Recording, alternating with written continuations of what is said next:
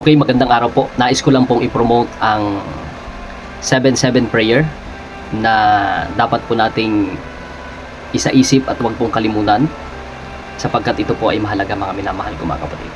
Sa mga pagkakataong ito, alam mo ba, napakahalaga po ng panalangin sa isang mananampalataya. Lalo na, ito po ay makakatulong upang hindi tayo malayo sa piling po ng Panginoon at araw-araw meron po tayong komunikasyon sa Kanya. Ang 7-7 prayer po ay isang magandang pagkakataon na tayo bilang isang mananampalataya ay sama-samang manalangin at lumapit po sa Panginoon. Kada 7 o'clock ng umaga at saka 7 o'clock ng gabi. At ito rin po ay pwedeng gawin sa loob po ng 7 minutes. Sa panahon ng mga pagsubok, problema at napakadaming alalahanin, ang panalangin ay magandang instrumento para mapalakas at mapatibay at magkaroon ng pag-asa. At ito rin ay magandang gabay sa mga bawat mananampalataya kung sino ang malalapitan sa panahon ng sakuna.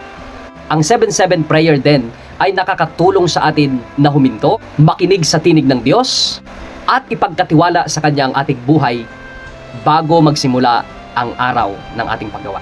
Para magkaroon ng pagkakaisa ang mga mananampalataya sa buong sanlibutan. Bilang pamilya, bilang bahagi ng simbahan, at bilang bahagi ng ating pong lipunan. At bilang bahagi ng Diyos sa buong sanlibutan na Kanya pong nasasakupan.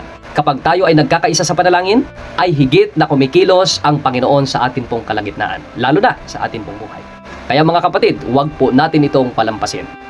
Na kada 7 o'clock ng umaga at kada 7 o'clock ng gabi, ito po yung panahon nating huminto sa lahat ng ating magagawin at ito po yung pagkakataon nating manalangin kasama po ng ating pong pamilya. Sapagkat ang pamilya, komunidad o bansang nananalangin ng magkakasama ay ang bansang pinagpapala ng Panginoon mula ngayon at magpakailanman. God bless po sa ating lahat.